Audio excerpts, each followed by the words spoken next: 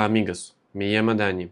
Estoy aprendiendo español y hoy quiero contarles un caso que España tardó 18 años en resolver. Ustedes habrán perdido la esperanza. Comencemos. El sábado 19 de abril de 1997, Eva Blanco Puig salió de su casa en Algete a las 5 de la tarde. Tenía 16 años. Era la mayor de 3 hermanas, la más seria, la que marcaba el camino.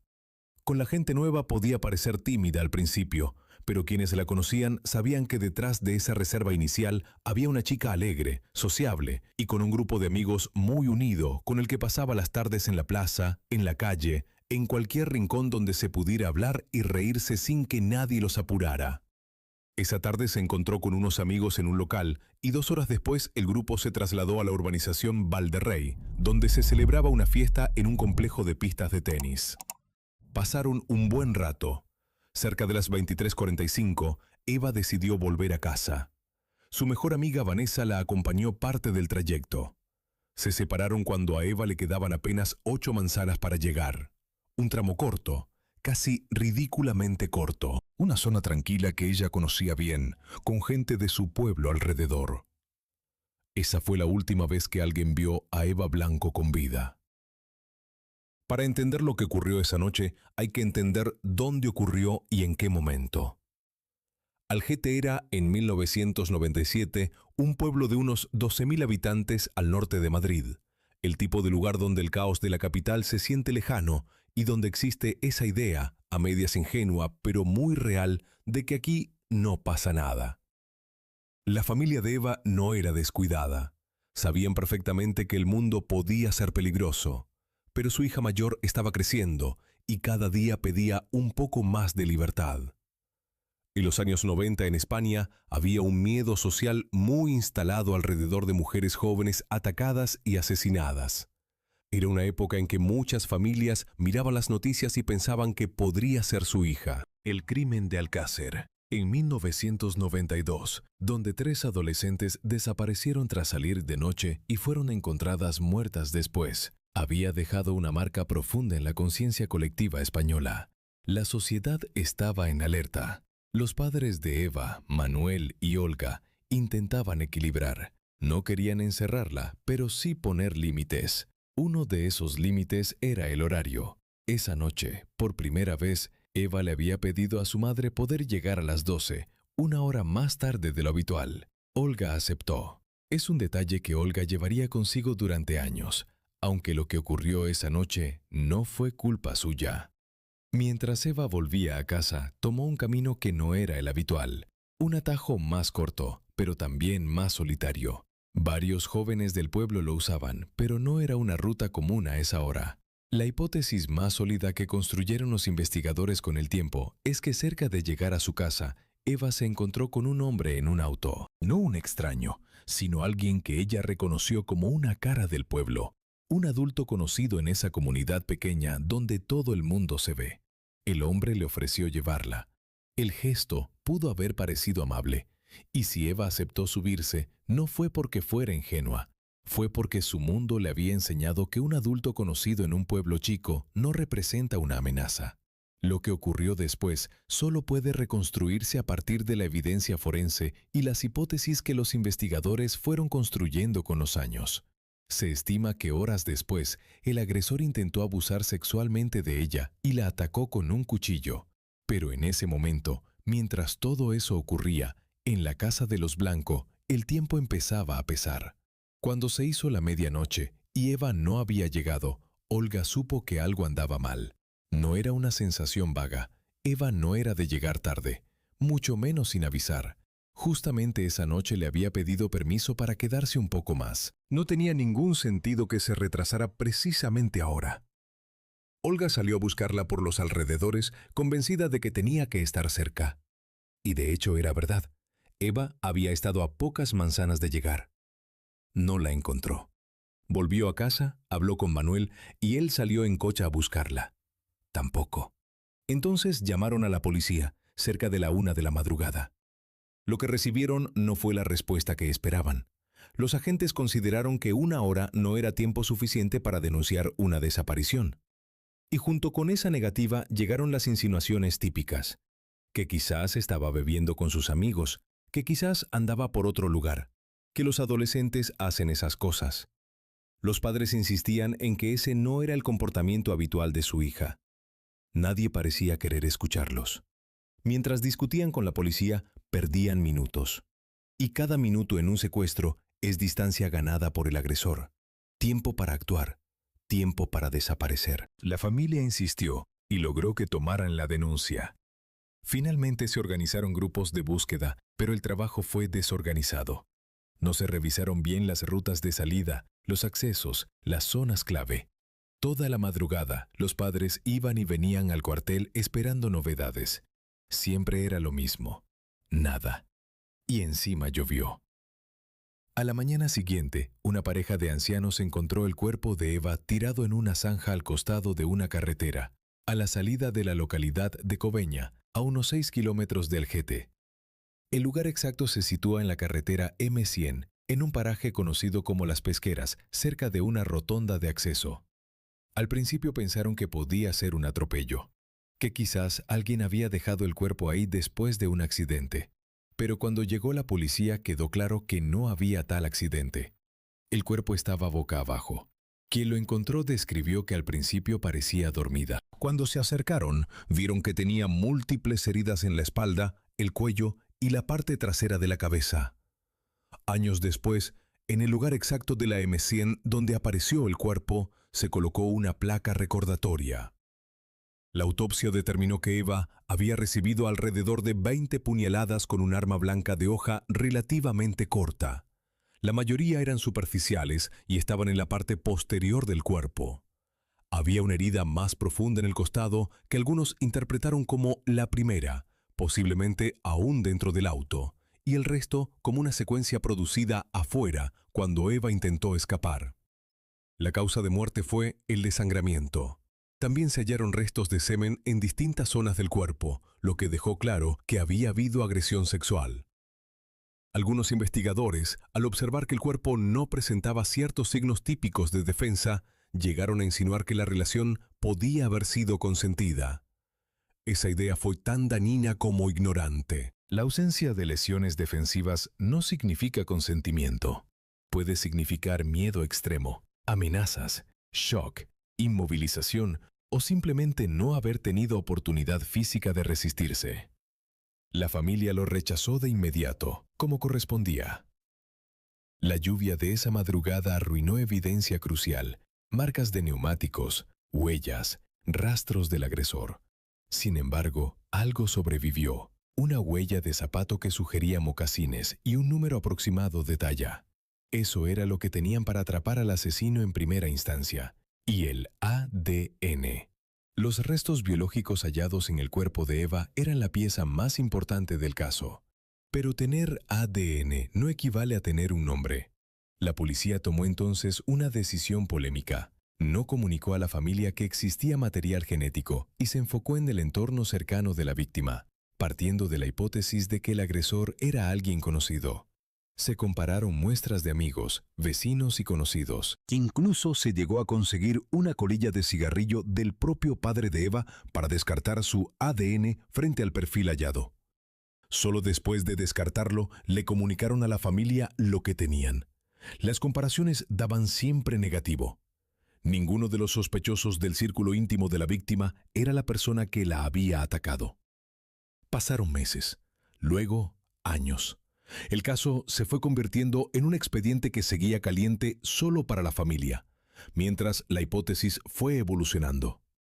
Quizás no era un conocido íntimo, quizás era alguien del pueblo, quizás alguien que se movía por la zona.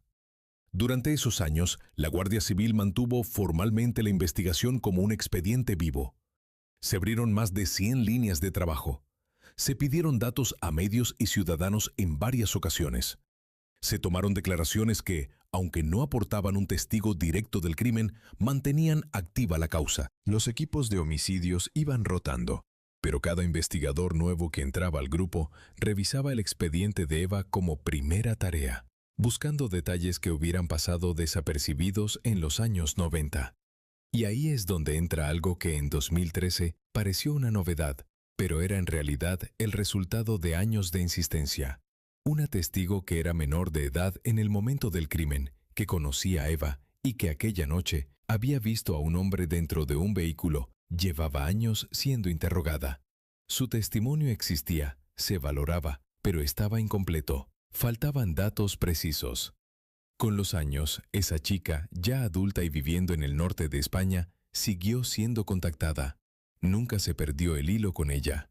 Lo que cambió en 2013 fue que esa testigo empezó a encajar ciertos recuerdos con mayor claridad. Esos detalles se plasmaron en múltiples bocetos realizados por distintos dibujantes de la Guardia Civil, hasta llegar a lo que se difundió como el retrato robot definitivo del hombre de interés. El caso de Eva Blanco llevaba 16 años abierto y por primera vez tenía un rostro. El retrato robot que la Guardia Civil difundió en 2013 describía a un varón que en 1997 tendría entre 35 y 40 años.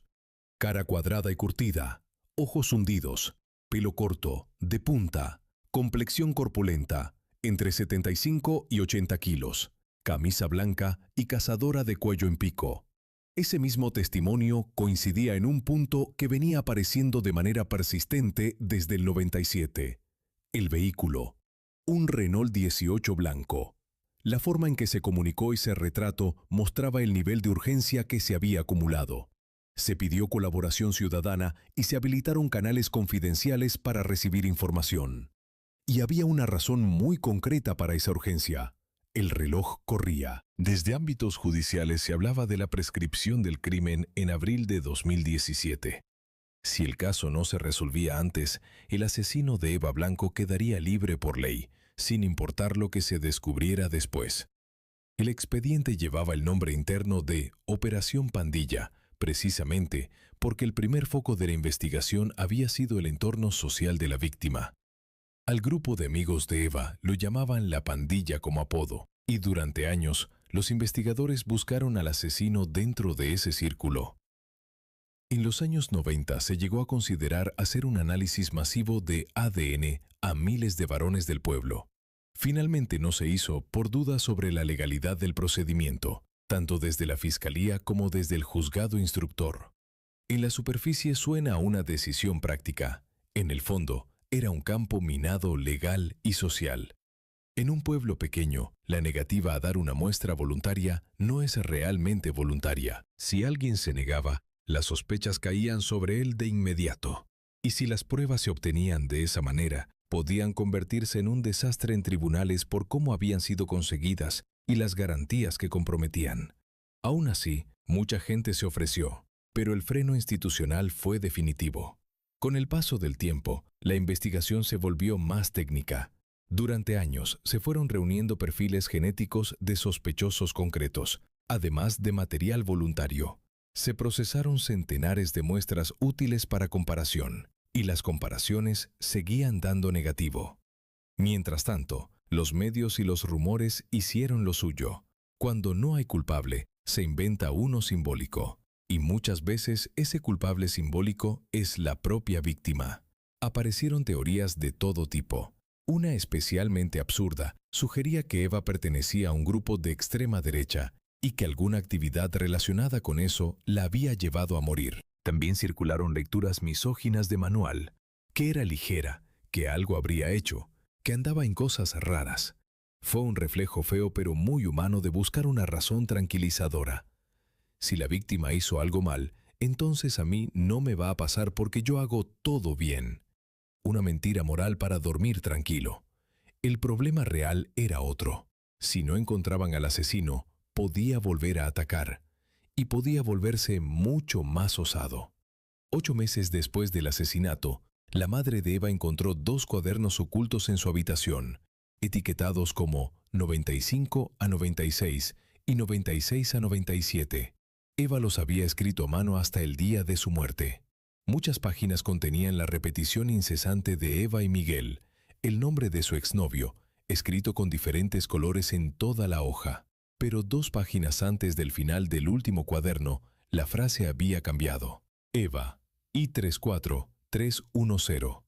Esa secuencia de números quedó grabada en la mente de mucha gente. Hubo quienes intentaron descifrarla como un código que podría dar el nombre del asesino. Comparaciones con los nombres de los amigos de Eva, teorías sobre significados ocultos, videos en Internet intentando resolverlo. Una de las hipótesis sugería que 34 podía ser el prefijo telefónico de España y 110 el código postal de Algete. Otra, que era una referencia ideológica. Nadie supo responder con certeza. Mirando el conjunto del cuaderno, la explicación más sencilla es también la más probable. Eva ya había escrito el nombre de un chico en otras páginas. Podía ser el nombre de alguien que le gustaba en ese momento, pero que no quería escribir tal cual por alguna razón. Una especie de juego de adolescente de esa época. Podía ser cualquier cosa, pero en un caso sin resolver, cualquier detalle se convierte en una puerta que alguien quiere abrir. Había otro error de interpretación que la investigación arrastró durante años y que merece atención. Eva fue encontrada vestida. Incluso después de haber sido agredida sexualmente, su cuerpo había quedado con la ropa puesta. Eso llevó a los investigadores a concluir que se había subido voluntariamente al auto y que conocía a su agresor, porque el rigor mortis dificulta mucho vestir un cuerpo después de la muerte. La lógica era comprensible, la conclusión era errónea. La reconstrucción más coherente de los hechos sugiere otra posibilidad, que el agresor la obligó a vestirse después de la agresión, quizás con el cuchillo todavía en la mano, prometiéndole que la llevaría a casa si no hacía nada. No importa si alguien es capaz de violar a una persona, eso no significa necesariamente que tenga planeado matarla. Quizás durante todo ese tiempo le advirtió que no lo mirara a la cara, y quizás Eva terminó mirándolo. Las puñaladas en la parte trasera del cuerpo apuntan en esa dirección. Fueron muchas, pero se realizaron con la víctima de espaldas. El agresor no quería verle la cara mientras lo hacía. No quería mirarla morir. Posiblemente actuó por miedo a ser identificado más que por un impulso de crueldad directa. Si Eva podía describirlo, si tenía algún rasgo destacable, sería más fácil de encontrar. Así que la hizo vestirse, le dijo que la llevaría, hizo que se quedara de espaldas y cuando tomó la decisión de que no podía dejarla ir, actuó. Todo esto son hipótesis construidas sobre los hallazgos forenses, pero lo que sí es un hecho es que la ropa en el cuerpo de Eva generó una conclusión errada que condicionó años de investigación. La familia de Eva, mientras tanto, no se detuvo. Años de insistencia, de aparecer en medios, de reclamar que el caso no cayera en el olvido. Su madre Olga y su padre Manuel se convirtieron en la memoria viva de un expediente que el sistema podía archivar, pero que ellos no podían permitir que desapareciera. La Guardia Civil probó más de 2000 perfiles genéticos. Se pidió colaboración ciudadana en varias ocasiones. Llegaron más datos, pero en su mayoría confusos y sin aporte real. El retrato robot de 2013 tampoco dio resultados inmediatos. Pero el caso seguía abierto. El reloj seguía corriendo. Y la prescripción se acercaba. El 8 de octubre de 2013, la Guardia Civil tomó una decisión que cambiaría el rumbo del caso. Solicitó un nuevo estudio de la muestra genética custodiada durante 16 años al Instituto de Medicina Legal de la Universidad de Santiago de Compostela. Ese reanálisis aplicó marcadores que no existían en los años 90 y permitió extraer conclusiones nuevas del mismo rastro biológico que habían tenido todo ese tiempo. El avance de la tecnología les daba una segunda oportunidad. En enero de 2014 llegó el informe y fue el dato que reordenó todo. El propietario del perfil genético era un hombre de origen norteafricano, del Magreb. A partir de ese momento, la investigación dejó de ser una búsqueda en el vacío. Se acotó el universo de personas que podían ser responsables. Además, la técnica de fenotipado aplicada no daba un nombre, pero permitía inferir rasgos físicos y procedencia con mayor precisión. Tez, color de pelo, ojos. Con esa información se podía construir un círculo de personas de interés mucho más pequeño. Se pidieron padrones y registros municipales para identificar varones norteafricanos empadronados en Algete en la época del crimen. También se rastrearon entornos familiares por línea paterna, porque había personas que no figuraban formalmente como residentes en los documentos.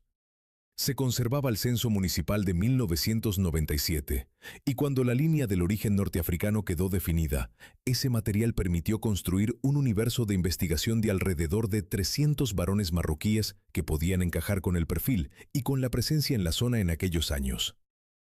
Después de semanas de análisis, apareció una coincidencia parcial con un individuo llamado Fad Chel, de origen marroquí, que había vivido en Algete en los años 90. La coincidencia no era total, y ese detalle también era clave.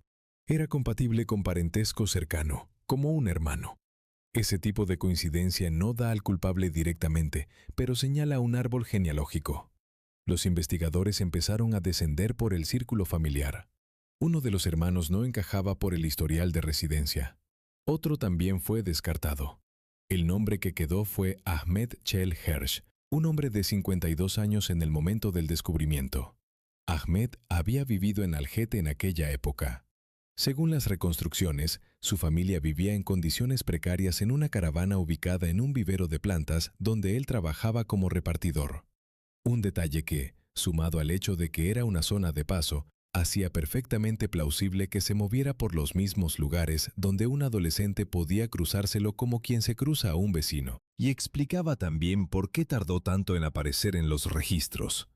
Esa familia no siempre figuraba en los listados de residentes como el resto, precisamente por sus condiciones de vivienda. Para 2013, Ahmed llevaba años viviendo en Francia. Según la cronología pública del caso, se había marchado en 1999, 2 años después de cometer el crimen. En los años 90 había estado casado con una española y tenía hijos. Tras el asesinato se separó, se mudó y rehizo su vida al otro lado de la frontera. El 1 de octubre de 2015, a las 14:30, Ahmed Chel Hersh fue detenido en Francia. La cooperación internacional fue fundamental. Se activaron trámites de colaboración con la Gendarmería francesa y se trabajó el cruce policial bajo marcos europeos, incluyendo el Tratado de Prüm para el intercambio de datos. Tras el arresto fue extraditado a España. Accedió a dar una muestra de ADN. El resultado fue positivo. Coincidía con el ADN hallado en el cuerpo de Eva. Fue acusado formalmente y quedó en prisión preventiva esperando el juicio. Por primera vez en 18 años, el caso tenía un nombre y una prueba que lo respaldaba. La familia Blanco, que había pasado casi 2 décadas insistiendo para que el expediente no cayera en el olvido, podía ver por fin el inicio de lo que debía ser el final. La audiencia, la reconstrucción, la condena, el cierre. Aunque fuera tardío, al menos iba a haber una resolución. Pero no. El 26 de enero de 2016, Ahmed Chel Hersh apareció muerto en su celda. Se había ahorcado con los cordones de sus zapatillas. Y ahí el caso se partió en dos. Por un lado, el alivio brutal de tener un nombre y un ADN que coincidía completamente. Por el otro, la impotencia total de no tener juicio ni condena. Sin juicio, no habría reconstrucción oficial de los hechos, no habría sentencia, y tampoco se sabría jamás si había cometido crímenes similares antes o después. El suicidio generó controversia. Se dijo que Ahmed había dado señales previas de riesgo, que existían advertencias y evaluaciones psicológicas. Hubo debate sobre si debía estar bajo vigilancia especial. En algunas reconstrucciones se mencionó que se había aplicado un protocolo de prevención que luego fue levantado. Tras su muerte, se pidieron informes penitenciarios para determinar qué controles existían en ese momento.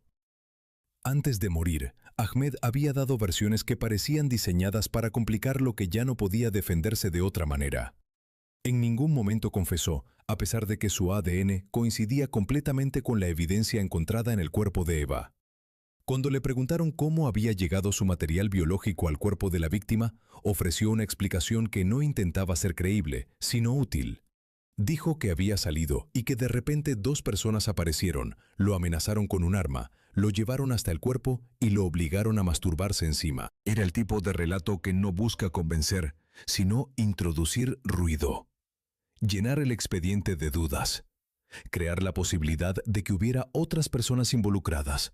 Porque evidentemente no podía borrar el ADN. Lo único que le quedaba era intentar que la evidencia no fuera suficiente para condenarlo. Y con su muerte, esa estrategia quedó sin importancia. El juicio nunca se celebró. El caso se cerró formalmente. Para la familia Blanco, el final fue agridulce en el sentido más literal de la palabra. Después de 18 años de lucha, de aparecer en medios, de insistir para que el expediente no se archivara, de ver cómo la investigación avanzaba y retrocedía y volvía a avanzar, habían llegado al sospechoso con evidencia genética sólida. Pero él se llevó consigo la posibilidad de una sentencia. Años después se determinó una indemnización a la familia del acusado por no haber evitado el suicidio bajo custodia del Estado. Un último giro amargo en una historia que nunca tuvo el final que merecía. Eva Blanco tenía 16 años la noche del 19 de abril de 1997. Volvía a casa a 8 manzanas de distancia. Quería llegar a tiempo porque le había pedido permiso a su madre para quedarse un poco más con sus amigos y no quería decepcionar. Su asesino vivió libre durante 18 años. Rehizo su vida, tuvo hijos, cruzó una frontera y desapareció en otro país, mientras el expediente de Eva seguía abierto en un archivo de la Guardia Civil. La tecnología lo encontró cuando el sistema humano no había podido, y cuando finalmente estaba a punto de responder por lo que había hecho, eligió no hacerlo. El caso tiene un nombre, tiene un ADN que coincide, tiene 18 años de investigación documentada. Lo que no tiene y nunca tendrá es una condena.